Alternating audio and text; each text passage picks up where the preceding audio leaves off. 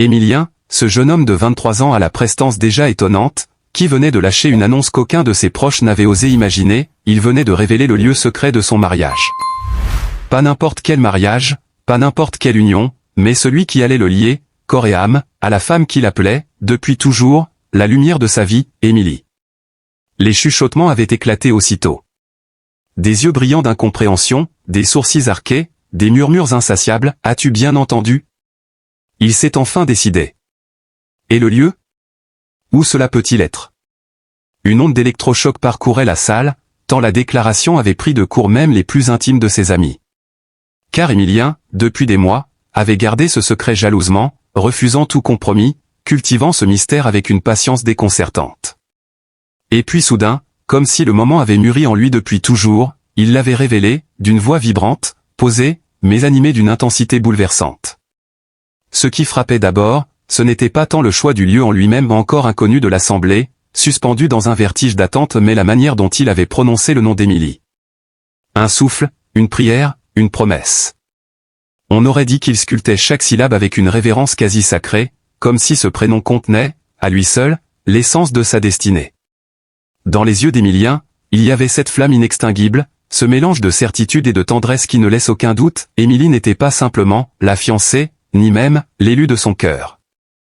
Elle était son horizon, son souffle vital, l'évidence même de son existence. Et alors, il avait parlé. Pas comme on annonce un événement mondain, pas comme on livre une information banale. Non. Il avait élevé sa voix, comme un chef d'orchestre qui prépare le point culminant d'une symphonie. L'instant semblait s'étirer à l'infini. Les regards, rivés sur lui, ne pouvaient s'en détacher. Chaque mot tombait comme une pluie d'étincelles, chaque phrase ouvrait une porte vers une émotion plus intense encore. Ce mariage, avait-il dit, ne pouvait se dérouler ailleurs que dans un lieu à la mesure d'Émilie. Car elle n'est pas une femme comme les autres. Elle est mon miracle, ma promesse, mon univers. Alors, c'est devant le monde, mais surtout devant l'éternité, que je veux l'honorer. Un frisson avait parcouru l'assemblée. Les plus sceptiques s'étaient tus. Les plus curieux se penchaient, avides, vers ses lèvres, comme si le lieu sacré qu'il allait révéler contenait en lui toute la clé de leur histoire. Et puis le nom du lieu était tombé, dans un souffle presque solennel. Ce n'était pas une église quelconque, ni un hôtel luxueux, ni une plage de sable blanc perdue sous les tropiques. Non, c'était un site chargé d'histoire, une forteresse majestueuse, perchée sur les hauteurs, là où le vent se mêle aux prières anciennes des pierres. Un lieu qui, depuis des siècles, portait la mémoire des serments éternels. Il avait choisi ce sanctuaire de pierre et de lumière pour unir sa vie à celle d'Émilie. Car pour lui, rien n'était trop grand, rien n'était trop beau, rien n'était trop fort quand il s'agissait de la célébrer. Un murmure d'admiration avait envahi la salle, avant de se transformer en un tonnerre d'applaudissements. Mais Émilien, impassible, ne regardait ni la foule, ni ses amis. Ses yeux n'étaient tournés que vers elle. Émilie. Radieuse, immobile, presque saisie par l'instant, comme si ses battements de cœur s'étaient suspendus. Ses lèvres tremblaient, ses mains frémissaient, et pourtant, son regard brillait d'une intensité qui surpassait toutes les lueurs de la pièce. On pouvait sentir l'émotion brute qui la traversait. Pour elle, ce n'était pas seulement une révélation publique. C'était une consécration. Jamais elle n'avait douté de l'amour d'Émilien, jamais elle n'avait remis en question la profondeur de son attachement. Mais en cet instant précis, devant tous, il avait élevé leur union à un rang presque sacré. Il l'avait placée au sommet de sa vie, l'avait célébrée comme une reine, comme une muse, comme un être qu'aucun mot ne saurait réellement contenir. Ce qui faisait la grandeur d'Émilie, ce n'était pas seulement sa beauté, ni sa douceur, ni son intelligence lumineuse. C'était cette force silencieuse qu'elle portait en elle, cette capacité de rayonner même dans l'ombre, d'inspirer même dans le doute. Émilien avait su la voir là où d'autres ne voyaient qu'un sourire. Il avait su lire en elle cette vérité profonde, qu'elle était faite pour être aimée avec une intensité rare, une intensité presque dévorante. Et à travers ce choix, à travers ce lieu chargé de symboles, il avait voulu le dire haut et fort, Émilie n'était pas une simple fiancée. Elle était son éternité. Elle était la femme qu'il voulait élever au-dessus de tout, qu'il voulait inscrire dans l'histoire, qu'il voulait honorer par un geste que le monde entier se souviendrait. Alors, l'émotion avait débordé. Des larmes avaient coulé sur des visages. Des sourires avaient jailli. On se serrait les mains, on chuchotait, c'est incroyable. Quelle déclaration! Et pourtant, au fond, tous savaient qu'il ne s'agissait que d'un prélude. Car le plus grand spectacle n'était pas encore arrivé, celui du jour où, dans ce lieu béni, Émilien et Émilie se tiendraient face à face, entourés de regards émerveillés, et scelleraient pour toujours leurs promesses. Ce soir-là, en quelques minutes, Émilien avait bouleversé tout le monde. Mais surtout, il avait fait ce qu'aucun jeune homme de son âge n'aurait osé, il avait gravé le nom d'Émilie au sommet de sa vie, comme on érige une étoile dans le ciel. Et pour ceux qui avaient eu la chance de vivre cet instant, une certitude demeurait, jamais, jamais on n'oublierait la grandeur de cet amour, ni la force éclatante de cette femme qui, à 23 ans, devenait la véritable héroïne de leur histoire. Et dans ce tumulte d'émotions, dans cette vague d'applaudissements mêlés à des larmes étincelantes, Émilie demeurait là, immobile, portée par un vertige qu'aucun mot ne saurait contenir. Elle n'entendait plus vraiment les exclamations qui l'entouraient. Le monde semblait s'être réduit à une vibration unique, un écho persistant, le regard d'Émilien posé sur elle. Tout disparaissait, les bruits, les visages, même le poids de l'air. Il ne restait que cette lumière, cette intensité brûlante, cet amour jeté à la face du monde comme une vérité irréfutable. Autour d'elle, les convives chuchotaient encore. Certains, ébahis, échangeaient des gestes fébriles, « Tu te rends compte ? Une forteresse. Un lieu chargé d'histoire. À son âge, quel aplomb !» D'autres, plus émus, essuyaient discrètement une larme, incapables de contenir l'onde de tendresse qui les traversait. Il n'était plus seulement question d'un mariage. Non, c'était bien davantage. C'était un hymne à l'amour, une déclaration qui, par sa puissance, les emportait tous dans une rêverie collective. On imaginait déjà le jour tant attendu. La forteresse dressée dans l'azur du ciel, ses pierres millénaires baignées de lumière dorée. Le vent caressant les murailles comme pour rappeler les serments gravés dans le temps. Les invités franchissant le pont ancien, leurs pas résonnant sur les pavés, comme si chaque battement de cœur trouvait un écho dans la mémoire du lieu. Et là, au centre de cette majesté, Émilie. Drapée dans une robe qui ne serait pas simplement un vêtement, mais un éclat d'éternité, une prolongation de son âme. Elle-même, en cet instant, se surprenait à rêver. Jamais elle n'aurait osé imaginer que sa vie, à 23 ans seulement, prendrait de telles dimensions. Certes, elle connaissait l'amour d'Émilien, elle savait sa force, sa sincérité.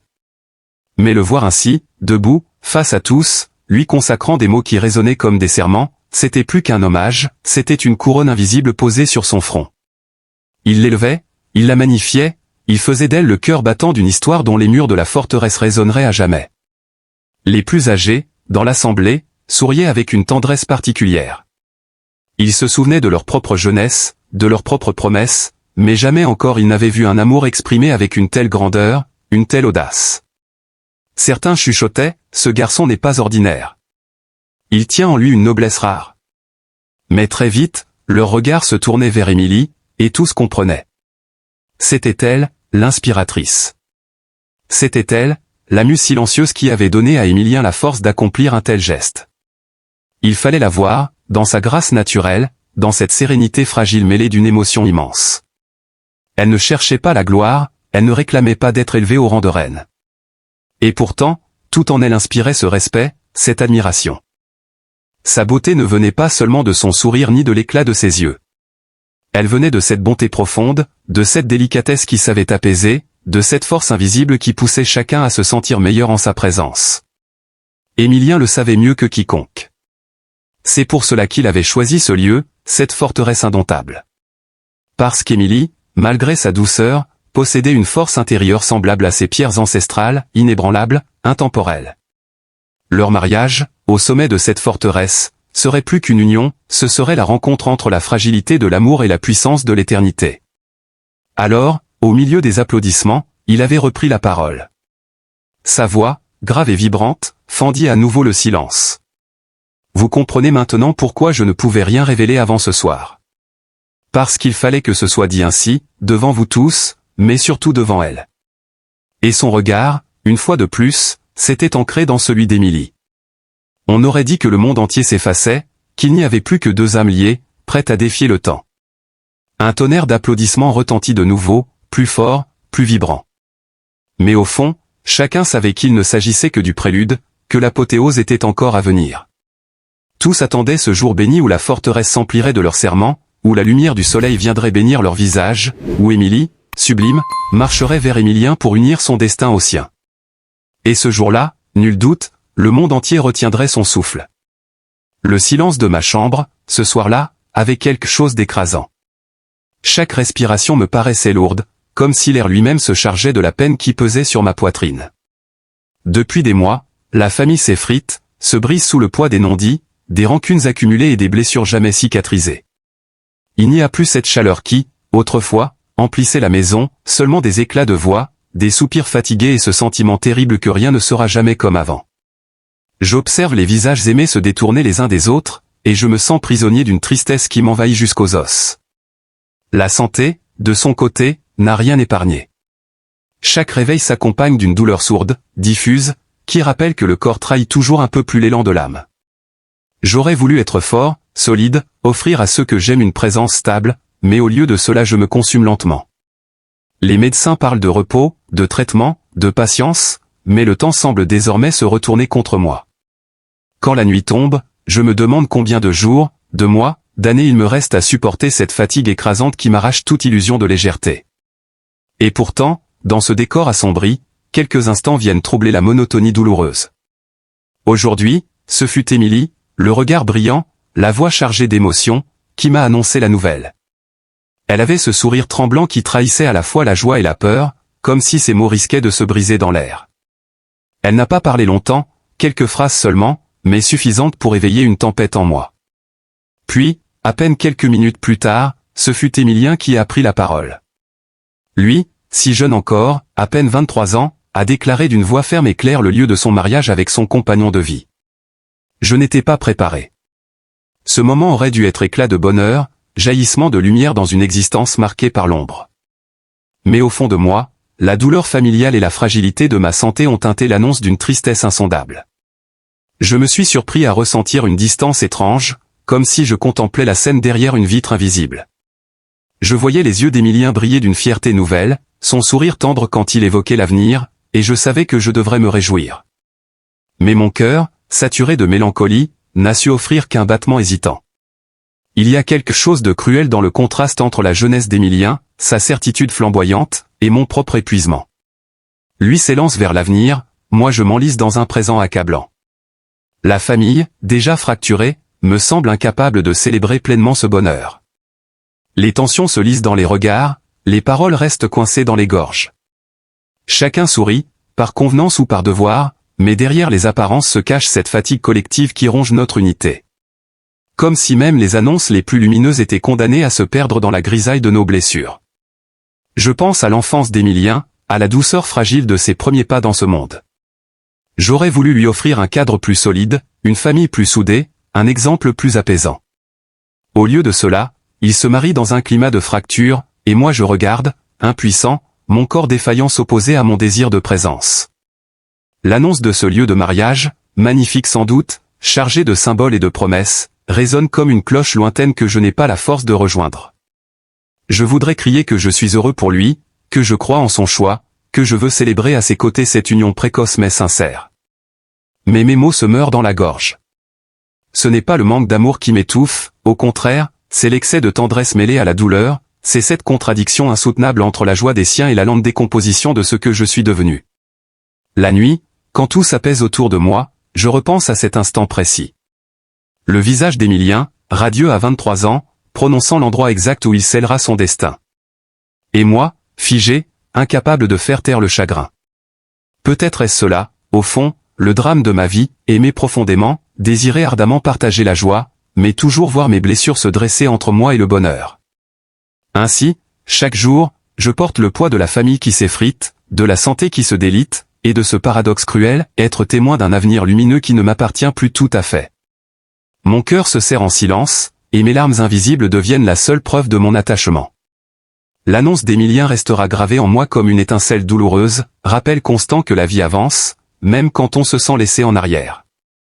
Il y a des instants qui bouleversent le cours d'une vie. Des instants fragiles et lumineux, où le cœur d'une famille, d'un cercle d'amis, d'une communauté entière se serre, hésitant entre les larmes et les sourires.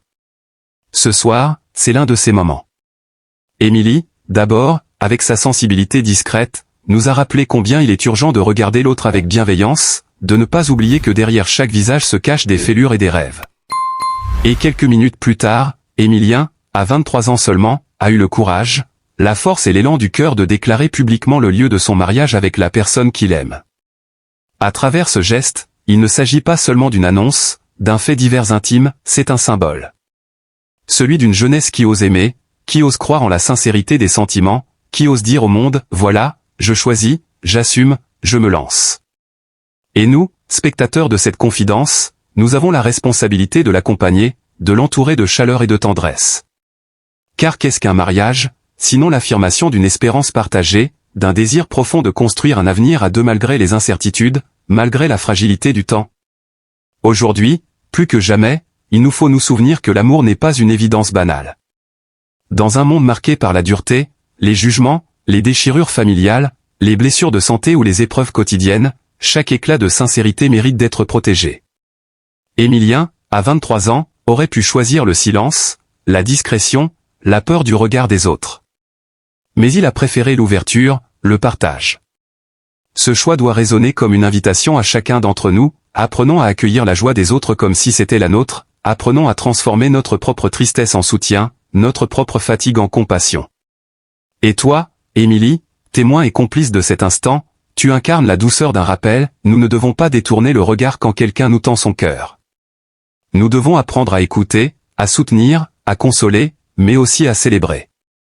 Ton émotion nous appelle à ne pas rester figés dans nos douleurs personnelles, mais à tendre la main. Oui, il y a dans cette annonce d'Émilien quelque chose de bouleversant. Car au-delà du lieu révélé, au-delà de l'événement en lui-même, il y a un message plus grand, l'amour existe encore, et il se dresse même dans la jeunesse, fragile mais ardente, face aux tempêtes. À 23 ans, Émilien ne prétend pas avoir toutes les réponses, mais il affirme, avec la clarté de ceux qui croient, que l'avenir vaut d'être rêvé à deux. Alors, que faisons-nous, nous autres? Restons-nous enfermés dans nos propres chagrins, nos propres rancunes, nos propres limites? Ou bien décidons-nous de répondre à cet appel silencieux en choisissant la bienveillance? Le monde a soif d'amour, et ce soir, il nous est offert une chance unique de le répandre autour de nous. Aimons davantage. Soyons plus doux, plus patients, plus attentifs. Ne laissons pas les conflits nous priver de la beauté des instants simples. Ne laissons pas la maladie ou la fatigue nous voler notre capacité à nous réjouir pour l'autre. Car chaque sourire donné, chaque geste de compassion, chaque parole réconfortante devient une semence d'espérance. Oui, il est temps de regarder Émilien et Émilie, de les entourer, de leur dire que leur bonheur nous touche, que leur courage nous inspire. Et en même temps, il est temps de nous regarder les uns les autres autrement, comme des êtres fragiles qui n'attendent qu'une chose, qu'on leur tende la main. Que ce moment ne soit pas seulement une annonce éphémère, mais un point de départ. Que le mariage annoncé devienne pour nous tous le rappel que l'amour est une victoire, et que chaque victoire mérite d'être célébrée ensemble. Aimons, soutenons, et apprenons à voir dans la joie des autres une source pour nourrir la nôtre.